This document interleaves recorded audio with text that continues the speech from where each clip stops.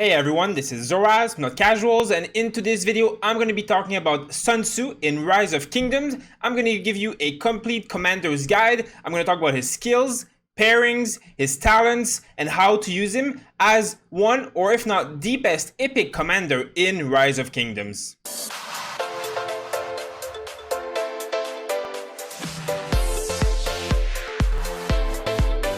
So Sun Tzu is probably my favorite epic commander in Rise of Kingdoms. I think it's the best commander in the epic tier by far, and I always recommend everybody to start with China so they can expertise Sun Tzu first, as well as in any scenario just boost him to level 60 and expertise him as fast as possible because he has probably the best value of any commanders in the game.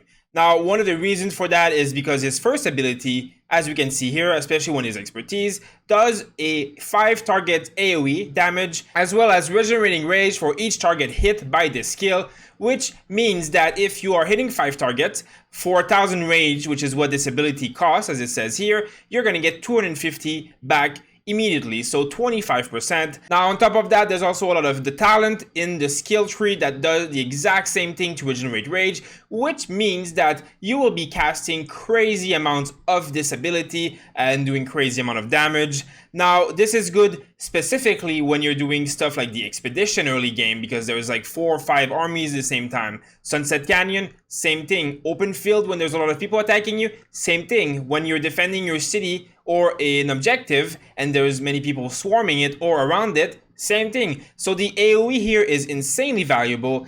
On top of that, just the fact that it does this kind of damage and rage regen, even if you're hitting one target, it is still good. The damage value is still very high and very good. So he is very, very, very good as a commander. Now he is an infantry commander, which has a 10% damage reduction as well as infantry 10% health. Now, infantry 10% health is absolutely great, but 10% damage reduction is absolutely crazy. Now, just as an example, when you go in the talents and you get stuff that reduces damage taken, you will never get more than like 1.5 or like 2-3% maximum. It's a very, very valuable stat. 10% damage on everything is a very high number, especially when you pair him with commanders that do similar effect. Commanders like Scipio, commanders like Charles Martel, commanders like Richard, they all have very defensive ability that stack together, which means that this army is very tanky for free basically, because he does a lot of damage and is very tanky at the same time, as well as he has this skill damage increase, which basically boosts his own damage as well as whoever is with him. And lastly, he has a very strong garrison ability, which makes it that he takes 7% less damage. Now, that means 17% less damage when he's in your garrison, which is why he is one of the best garrison commander, especially as the epic tier. So when you are getting Sun Tzu, of course, the first priority and the most important thing is that you max out this skill, and then I would suggest that you unlock every skill. So basically you make him a 5-1-1-1, which means you need to bring him to level 20 or 30, and then you can go up and upgrade the other skills until you expertise him. Of course, as an epic commander, it's not the biggest deal because you will, as you can see, I have all of the epic commanders expertise already in a few months, and I'm not really a big spender anyway, so it's really not that hard to expertise epic commanders. So this is not a big deal, but always try and get this skill first. At the beginning, it will give a very big boost. Now, going right into the talents, there is a few ways of using Sun Tzu. Now, I have 3 different builds that I like to use. So one of them is this one. It is a open field build for fighting in the open field during war or any events. Basically, which means that you want to get stuff like this, which increases your march speed so that you can move around faster, as well as just getting all this infantry stat buff. You get this reduced damage taken here. You also gain a slow here. You gain 6% HP of infantry here. So of course, you're going to have a full infantry army. You also get stuff that does more damage to cavalry, which is the counter. You get more rage generation here. You get normal attack damage here. And when you are less than 50% health, you will get 6% defense here, as well as a ton of little stats here. Here, 6% more march speed, 2% more attack, 1% health here. So it's all very valuable statistic to boost a full infantry army. Now, before you do any of that, rejuvenate here, which basically means 60 rage cost is restored when you use a skill. So out of 1,000, it's like 6% of that is for free, on top of the other stuff we talked about earlier, which adds up to being a lot. So you want to do this for rage generation, this to activate skill damage extra for the secondary commander, and this for rage regeneration. This is probably what you would get first on Sun Tzu when you're level like 20, and then you would go into this tree and max it out. And then you would then come here and do this for an extra 3% damage, and this for a 6% skill damage taken reduction, which is very, very valuable, especially because you're going to fight against a lot of commanders with skill damage. For example, Minamoto, Wise Song Yi, other Sun Tzu all have skill damage. This is a very good reduction talent. Now, as we saw here as well, when you use a skill on Sun Tzu, your secondary commander is going to do increased skill damage as well, which means that you will like to try and pair Sun Tzu with a secondary commander that does skill damage. Now, in this tree here, you will do a very good job in the open field and will give you the most value to kill as a full infantry army. Obviously, you're going to counter other cavalry armies very well, but you're going to do well against almost anyone. And if you get to attack more than one and do some AoE, you're going to get tons of value, and this is very, very good. Now, the second tree I would recommend for scenarios such as the Expedition, Sunset Canyon, Ciroli. This is a very squishy talent tree. It is what I call a nuke. Basically, you're going to do a lot of damage, a lot of skill damage specifically, but you're also going to be taking a lot of damage because you're losing out on a lot of like infantry health, infantry defense, and all these kind of stats. But you're gaining into rage generation, you're gaining into skill damage extra, you're gaining into more skill damage here if you'd like. You're gaining basically more damage for less survivability, which means that this is not for the open field, but it is for high damage. It is basically what I would use if you are knowing that your Sun Tzu is not going to take too much damage or not going to be targeted, and you want to do the maximum amount of damage where your AoE applies. So again, as I said, will be perfect in such events such as Expedition and Sunset Canyon. Now, the reason you go this way, you're basically going to max out this entire skill tree, as well as you're going to go and get this, very important for rage generation, and you're going to get the HP for infantry here, and go all the way up here for some extra tankiness, and get everything in between, which boosts your stats in general. Now, you can get this for extra cavalry damage. Now, if you're going to be in a fight where Expedition or Sunset, where there's no cavalry, you can remove these points and place them anywhere else. You can get some extra infantry defense here. You could go and get max out of here, or you can go and get more additional skill damage here. It is completely up to you. Basically, this is about doing pure damage and not caring about how tanky you are at all. Now, lastly, the garrison build I would recommend. Now, this is a garrison build that is focused on swarming if there's a lot of people attacking you. The reason for this is basically this. So if there is more than one attack, so the garrison is surrounded, if there's 2 or more armies attacking it, you will reduce damage by 9%, which obviously is very good. This is obviously also going to be something against skill damage. So you reduce the skill damage taken here, you reduce the skill damage taken here. Basically what that means is because most of the garrison attackers do skill damage. If you think about it, like Minamoto, even Barca, even Mehmed, they're all skill damage based commanders, which means that you will want to reduce the skill damage that they do to you in order to survive longer and be tanky. So you get a mix of all of these talents against that. Obviously you get what's in between. You really want to get this rage generation here, as well as you really want to get this because it increases the defense of all troops, not just infantry. When you're less than 50% health, you're going to get extra attack damage here for all troops again, more rage regeneration here. Again, most cavalry units are the ones who are used to attack cities, but if they're not, you could remove this if you knew about it. You could put these 3 points somewhere else. Of course, you always want to get rejuvenate because it is so important. And you would get as much as skill damage and little stats as you could get here because you want to be as tanky as possible, but also you want to do damage because you're an anti-swarm. You want to do AoE damage. You want to push back what's attacking you and make them pay. Now, there is also alternatives to this tree. For example, you could remove all of this, the talents here that get up to here because you're not getting attacked by multiple armies, but only one army. And then in that case, you would try and focus on getting all the way to feral nature because again, this will be about punishing your enemy for attacking you, not about surviving as much, because let's be honest, if you're getting rallied, you're going to be taking damage, but you're going to want to make as much damage as possible to the enemy. And in that scenario, this is the best way to do so.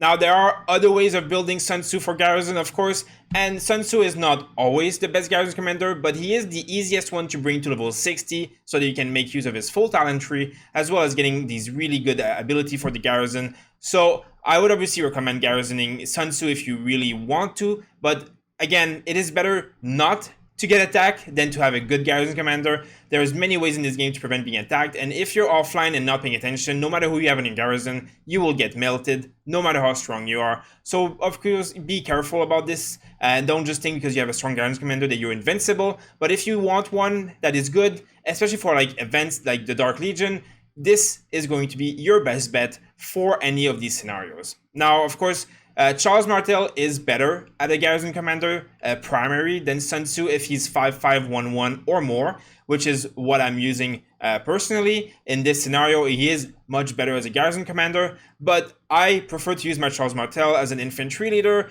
so I probably don't want to respec his talents all the time, so I could be using Sun Tzu as a secondary instead. And of course, Sun Tzu can also be used with Charles Martel to be a very good combo, but it really is up to you in these scenarios. It will depend on your account and where you're at. In any case, Sun Tzu is definitely a god at everything and will do a very good job being on your wall no matter what you choose for him. He really will pay off.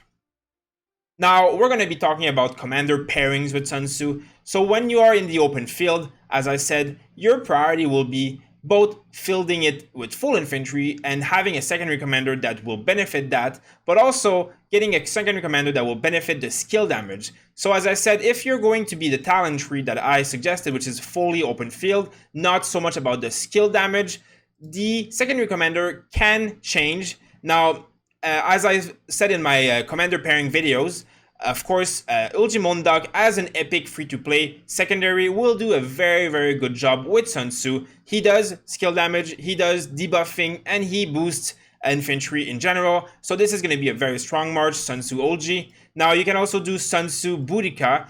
The reason for that is that, again, huge damage here, as well as a lot of debuff for the enemy, as well as a small heal and rage regen, which makes it so that you cast your spell crazily, like all the time. You're going to be casting that AoE spell, on top of having extra little boost here that makes your march just a little bit stronger. So Boudica is a very strong secondary in the epic tier.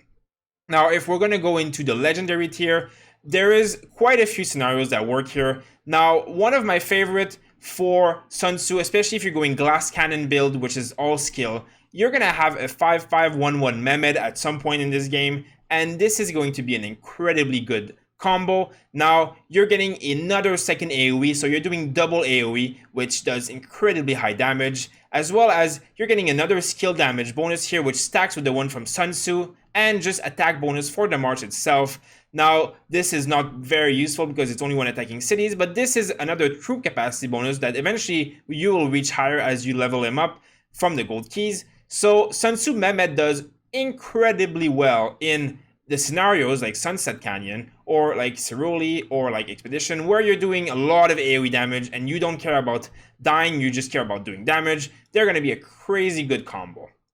Now again, Richard as a secondary or Martel as a secondary to Sun Tzu both do very well. Now the only downfall is that you're not going to get any of this damage. Like, this is not a damage ability, this doesn't do skill damage, so you're wasting a little bit of Sun Tzu's potential, but these commanders do so well on their own without that it is still worth it. Now a 5.5/1/1 Martel or Richard, or even a 5.1/1/1 Richard would do still very good as secondary to Sun Tzu. Richard basically adds another damage taken reduction here, which stacks with Sun Tzu's, which makes them a very, very tanky march that still is able to dish out damage.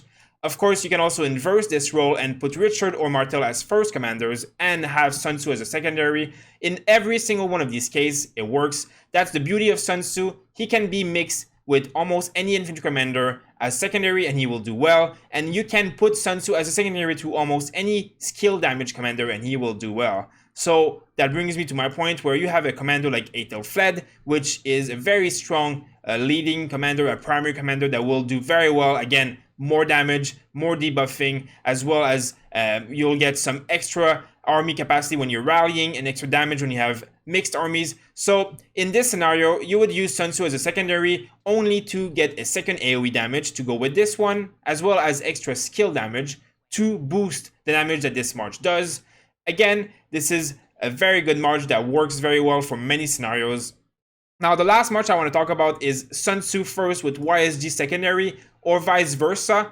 Now, YSG is an incredibly good secondary commander because obviously his AoE damage here is insanely high. It is also AoE around him, it's a full circle, and he also has this ability, but for him it's 50% increase instead of 20% like Sun Tzu. So together they make an insanely strong powerhouse of a team. They do so much damage. Now, this archer attack bonus can be wasted if you're using Sun Tzu as primary and infantry, but it is very fine because this is not an insanely huge damage. And this ability itself has a rage restoration capacity thing, which is already so good of an ability that it doesn't matter if you're losing out on the archer attack. Again, also a Garrison Commander, also does very well as a secondary on the wall with Sun Tzu. There really isn't many commanders that don't work with Sun Tzu. You can have Sun Tzu as primary and have any infantry commander as secondary, and it will work. You can have Boudica, it will work. You can have Aethelflaed, it'll still work. Or you can put Sun Tzu as a secondary to any of these big commanders that do skill damage in order to give them this boost and give them this AoE, and it will also work. So Sun Tzu is really like the ace. It goes everywhere. It's the jack of all trade. He works with almost everyone, and he really performs well. So again, there is so many ways you can do this, but there is very few ways you can go wrong. So just to recap what I've said about Sun Tzu and his pairings, when you are going to be going the talent tree that is infantry first focused, you will want to have an infantry commander as a secondary to perform better. Now, someone like Oljimandok does well, Richard does very well, Martel does really well, and vice versa. Sun Tzu can be primary or secondary in these cases. It will work pretty well. Now, if you're going for a Sun Tzu, which is all about the skill damage, and you want to do a lot of damage, and you don't care about how squishy you are, in that case, as a secondary commander to Sun Tzu, you'll put commanders like Mehmed, you'll put commanders like Wai Songyi, or you'll even put commanders like Aethelflaed. They all work very well. And again, in this scenario, you can inverse it and put Sun Tzu as a secondary to any of them in order to just boost their damage and to give them a AoE ability. So Sun Tzu does very well in both scenarios. You can be a tanky damage dealer in the open field. I personally use Sun Tzu with Richard a lot. Basically means that I'm out there, I'm infantry, I have a lot of boost because of my Richard, I have a lot of damage reduction, but I also have a lot of rage generation and I do a lot of AoE damage. So in the open field it is perfect because I'm tanky, but I dish out a lot of damage, and if I hit more than one target, I do a lot more damage than anyone else. So it is a very good march. Now you can also do Martel Sun Tzu or Sun Tzu YSG if you want to do full on in the open field and do a lot of damage. It is absolutely crushing.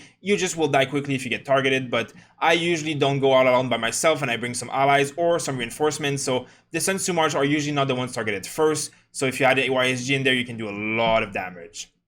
Now, if you're going to be on the wall, Sun Tzu primary does very well with secondaries such as Olgi, even Pelagius, Richard, Martel, YSG. They're all very good secondary to Sun Tzu, and in any case, you can put any of those Martel or Richard types on the wall as primary and have Sun Tzu as secondary and do even better of a performance once you have reached a certain amount of skill and level on these legendary commanders. So Sun Tzu is really one of the best commanders in this game. You really will focus this guy and max him out first, and you will get the most value out of any event, any kind of content in this game with Sun Tzu. He is one of my favorite, and he is probably the best commander in this game for free-to-play players. So really don't go wrong with him. Go all in, and you will not regret it. Now, if you guys have any questions or any suggestions about commander pairings or what you would like to see or what you're thinking about Sun Tzu, please feel free to drop a comment in this video and I'm happy to help you out with anything, as well as you can join our Discord and come ask us questions there directly. Now, please, if you like this video and this is helpful, just drop a like and subscribe on the channel because it really helps our channel grow and get noticed. In that way, we can keep making more of these videos for you guys to enjoy. Thank you guys for watching, and we'll see you next time.